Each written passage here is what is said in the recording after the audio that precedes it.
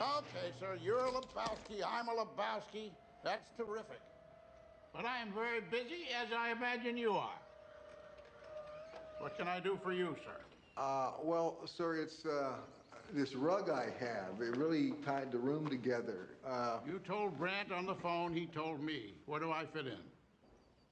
Well, they were looking for you, these two guys. I'll say it again. You told Brandt on the phone, he told me. I know what happened, yes, yes. Oh, so you know that they were trying to piss on your rug? Did I urinate on your rug? You mean, did you personally come and pee on my rug? Hello? Do you speak English, sir? Parla usted inglés? I'll ask you again. Did I urinate on your rug? No, like I said, Wu peed on my rug. I just want to understand this, sir. Every time a rug is micturated upon in this fair city, I have to compensate the person. Come on, man. I'm not trying to scam anybody here. I'm just, You're just looking for a handout like every other. Are you employed, Mr. Lebowski? Oh, wait, let me explain something to you. I am not Mr. Lebowski. You're Mr. Lebowski. I'm the dude. So that's what you call me, you know?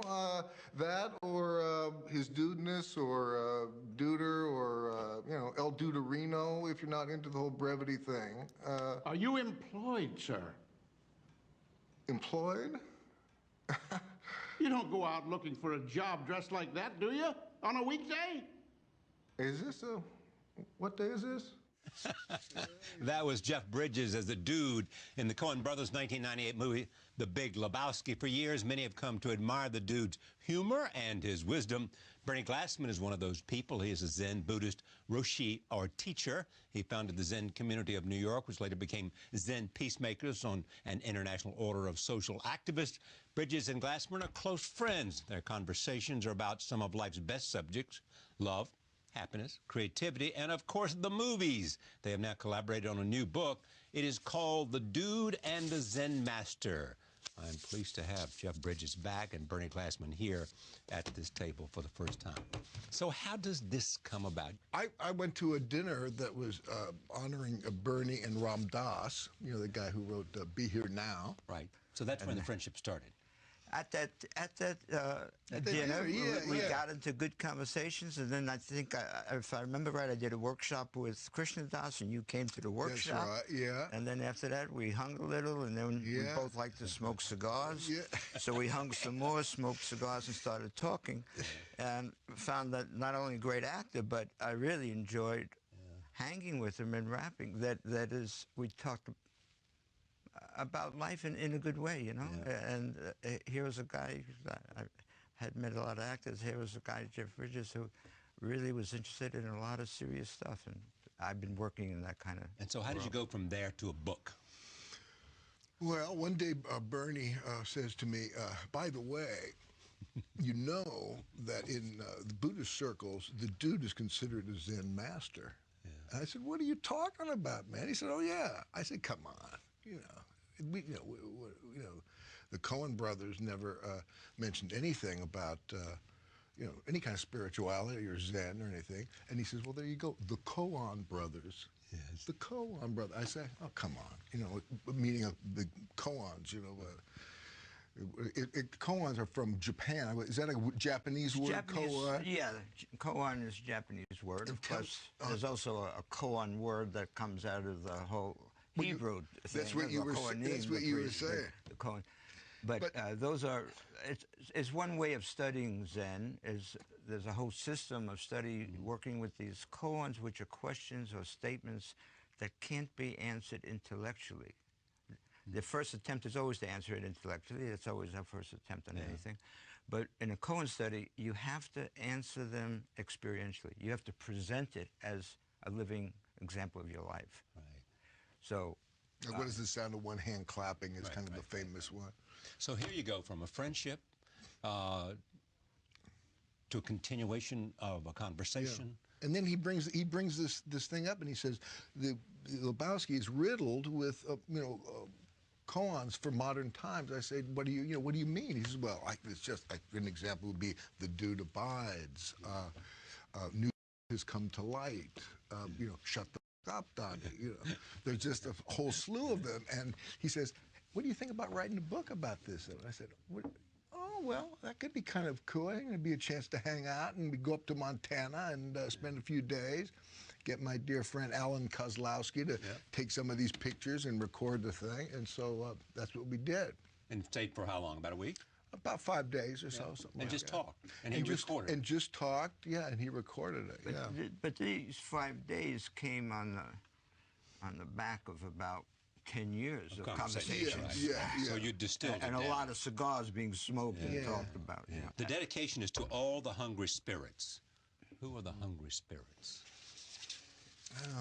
Well, maybe I should do that one because that sort of changed my life. I had started studying Zen in '58, so over 50 years.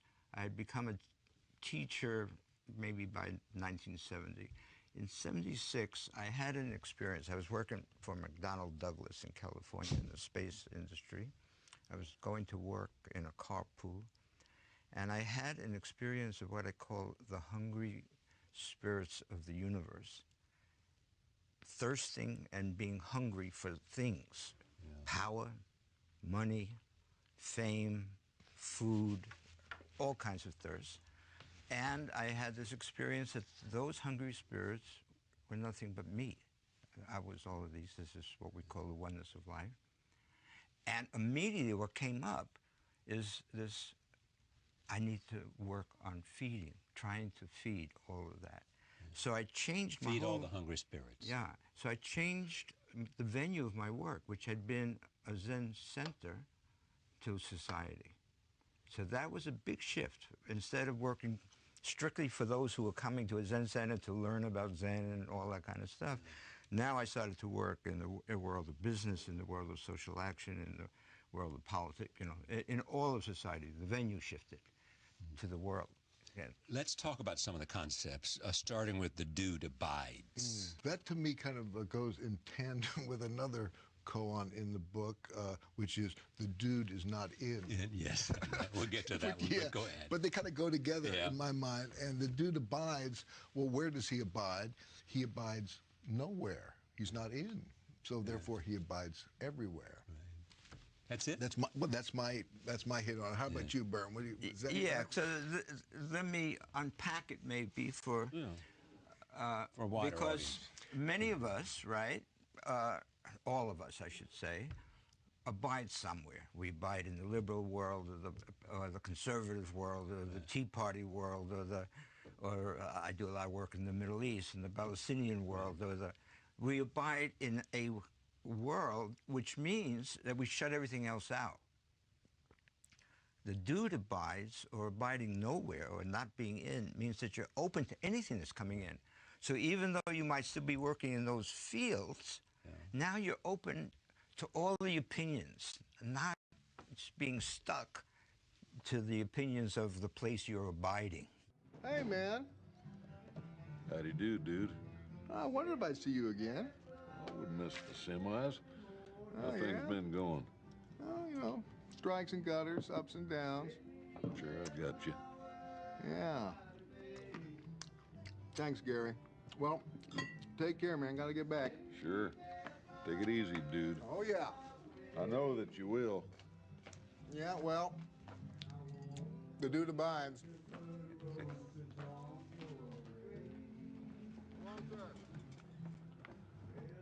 The dude abides.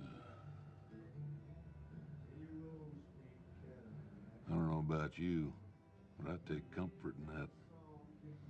It's good knowing he's out there, the dude, taking her easy for all us sinners. Shush. Sam is so good, man. One of the notions akin to the dude abides is the philosophic idea of suffering. If the dude is abiding, that's in terms of Zen, suffering never goes away. We suffer because we have things we don't want, or we don't have things we want. whatever the situation, since it's going to change, the things that we want to hold on to them, and then things change. So there's that suffering. If the dude abides, if it's really abiding, then there's no attachment to anything, and you don't feel that suffering. That is, it's still there, but it's in that attachment that causes the breakdowns, the grief, the suffering can still cause pain. Pain will still be there. Sorrow will still be there. All those emotions are there. But if you're abiding, you know, something sad comes up and you're just crying, man. And it's, you know, so all of that is still there, but not the psychological pain that we inflict on ourselves of saying, why didn't it happen the way I expected it to happen? Why, you know, we don't call them attachments, but here's what I think I know, and it's not happening the way I know. Why is that going on? And we drive ourselves crazy. I would say that the release of suffering, as most people think about it, is to just abide, man. Yeah. Be with it. Back to the movie that we saw, the first clip we saw about the rug. The rug connected the room. Yeah. What's the concept out of that? Yeah. Help me here, Bern. That's kind of a oneness, interconnectedness. You know, the rug tied the room together. Yeah. Yeah. So I'm a Zen teacher, and the Zen Peacemakers is an interfaith order. So I have Dharma successors that are teaching Zen, that are Catholic priests, rabbis, sheikhs. Right. But in Buddhism, the word Buddha means to awaken. And then the question is, awaken to what? And it's awaken to the oneness of life, the interconnectedness of life. And so a lot of the training or the practicing is to try to have people experience what that interconnectedness is all about. Now, nowadays, our consciousness has evolved to where everybody knows we're all interconnected, but they may not have experienced it. Well, the rug that ties the room together, what is that rug? It's pinning down in the Zen terms, and that's why I like Lebowski. I could use these metaphors that are daily metaphors, but in the Buddhist language, what is that interconnectedness of life? You know. The book is called The Dude and the Zen Master. What do you hope people will come away with? You know, as you asked that question, I'm thinking the impetus to do the book it really didn't come out of like I want to leave a message. Leave a message. It was just hanging with my buddy, really.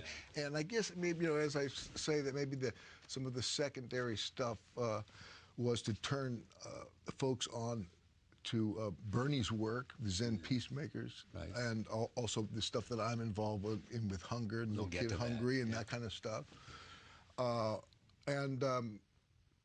You know, maybe turn folks on to Bernie. I mean, that's kind of you know, because I got off on what he's all about. I have been doing that for a while. Yeah. All right, but let me apply this to as well the ideas, and help me, Bernie, to acting. How is all this applicable? Yeah. In terms of how you approach acting.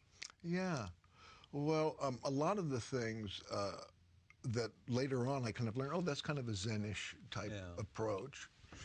I had those things before I really got into it. Knew it was Zen. Yeah, knew it was Zen. And a lot of that, you know, is from my father, you know, how he, you know, taught me when I was a kid, you know, working, you know, doing a part in Sea Hunt. You know, I was 8 years old. You know, he would talk about, you know, learning your lines and then being able to be kind of facile with it and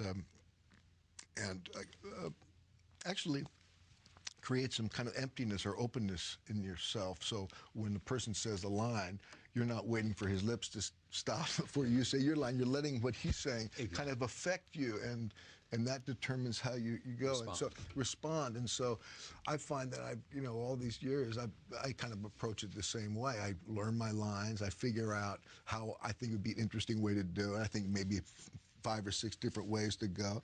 And then I show up for work, and I do my best to let all that stuff drop away and see what my bigger self, you know, the other actors, the director, the weather, how all that informs my thing, and just say, you know, that's, you know, sometimes I will say a prayer, you know, take me, you know, what you want to do with me, man. Yeah. You know. But there's also a sense that if it's not exactly the way you might have imagined it, yeah, you may do something to break the moment. Oh yeah. Oh, I say yes. Yeah.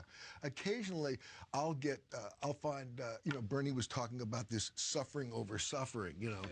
so sometimes, you know, when you think about, you have gee, I really liked the way I was preparing for that scene in my room. You know, and now the director is really not there, and I'm kind of attached, man. I can feel it.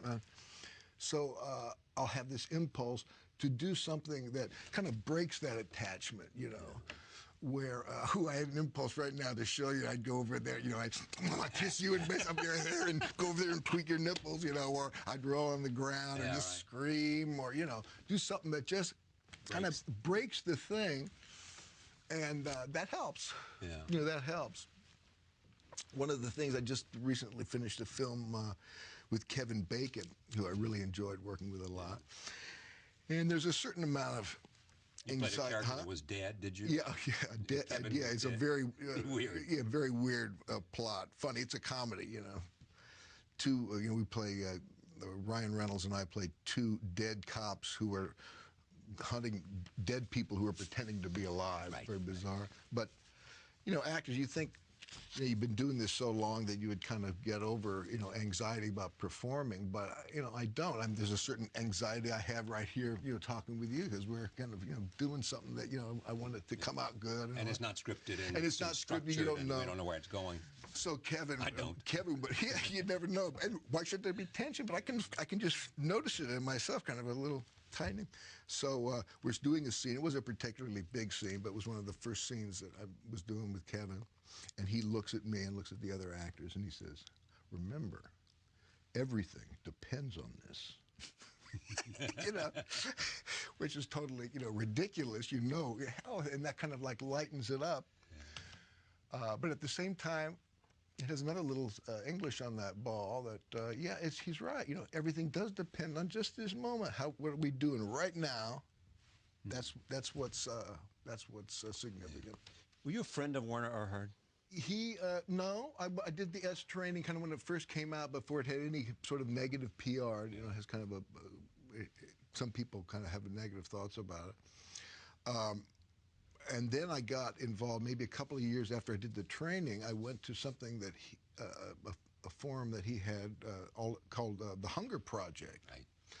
And it was fascinating. It was all about ending world hunger, and he presented all the facts about hunger, how you know, how terrible and how prevalent it is in our world, and how it's not a matter of not having enough food, not having enough money, or not knowing how. We know how to do it. The country's been ended. It's about creating the political will. Right. And of course, you know, the politicians are supposed to represent us. So what are you willing to do now that you know what the facts are? You know, are you willing to, you want to just kind of numb it, go back to sleep, or you want to do something, and not just something, you know, a gesture that'll scratch your guilt itch, but something that kind of fits in with your life, that you can sustain, you know. A kind of commitment? Yeah, a commitment that works in naturally what you naturally do. And so I helped create an organization called the End Hunger Network, all about you know, working with the media and saying, well, the media must have some role in ending hunger. You went to political conventions too, didn't you? Well, this is like, we're talking maybe, you know, 30 years right, ago. Right. And about maybe 15 years ago, I kind of shifted from world hunger to hunger here in America, because you know, some of our safety nets, you know, had holes in it, and people were, hunger was really a terrible thing. And so I shifted to hunger here, and about 2 years ago, I met this guy, Billy Shore, who has a great book. Has he ever been on the show? Yes, oh, he's so great. He's a really committed activist. He used to work with Gary Hart. Yes, right. Share Our Strength. Right. And he has a campaign called No Kid Hungry that I'm the national spokesperson for. And it's all about going from state to state, working with governors to make sure that all the kids in their state have food, you know. And hunger it's basically a poverty issue. You know, that's what really causes it. You know, but childhood hunger, that's something that is not as complex as poverty. It's a good kind of handle to grab onto to Yet deal at with the a same larger time, problem. malnutrition can have pervasive effects on health and future development. Oh, of course. Oh, yeah, and you know, and our national security, you know, and how we're going to compete in the world, and so. I've, you know, like you say, I went to both conventions, the Republican convention and the Democrat convention, and I'm happy to say that the chairman of both the Democratic governors and the Republican governors are both of their states. On board? They're on board. Governor McDonald from Virginia and Bob McDonald. and O'Malley from Maryland. Yeah, right. They're both. On it, so I wanted to Republican and Democrat. Republican and Democrat. So I wanted to go to both conventions and, you know, celebrate the guys who are on board and trying to get more guys on board to take advantage of this over $1 billion of federal funding that's available to states. Many states aren't even aware of it, to help feed the kids in their state. What is the power of Zen? The power of Zen. Can I do it as an example? Yeah.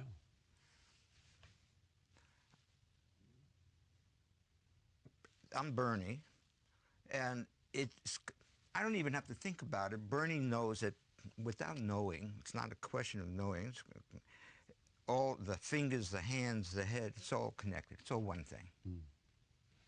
Imagine that this hand had some kind of illness and thought it was separate and gave itself a name. It's Joe. This hand, same thing. It's Mary. Now Joe gets gashed and blood is pouring out, and Mary looks at Joe and says, "Oh, look, there's blood pouring out. I should do something about it." But maybe not. Maybe I'll get sued. I don't know anything about medical stuff. I never trained, and in fact, I'm wearing a new dress. It might get all bloody. So Mary walks away. Joe bleeds to death. Bernie dies. Mary dies. Imagine you have an experience in which Mary and Joe sort of disappear. It's all one thing. It's all about Bernie. The hand is gashed. Now this hand just does whatever it can, does the best it can to do something. It doesn't walk away. It takes care. Now, if there's hunger, the hands don't fight over who is going to get the merit of feeding Bernie who's hungry. Now, whichever hand is closer picks up food and feeds. It takes care. So the power of Zen, you just now project that further. I meet a homeless person in the street. It's not me. So I cross the street. I don't want to see that. You know, I don't want to see that kind of suffering or whatever. If that becomes me, if the experience of Zen, if you experience that oneness, now I can't cross the street. I say hello. I say, how are you? I do whatever. I do the best I can. Maybe giving money, but that's not important. What's the most important thing? To give love. To love that. So that can keep going and going. And now that's the power of Zen. Imagine if we as a country felt that way. We'd be taking care of everything to the best we can. Doesn't mean we can solve the things, but we would be doing the best we can instead of denying it, arguing about it, keeping to our own positions, you know. That's the power of Zen, that interconnectedness. It's the rug that ties the room together. That's the power. I think we now got it. We have it. The book's called The Dude, and the Zen Master. The Dude is with us. The Zen Master is with us. Bernie Glassman and Jeff Bridges. Thank you, my friend. Great to see you again. Hanging with you, Chad.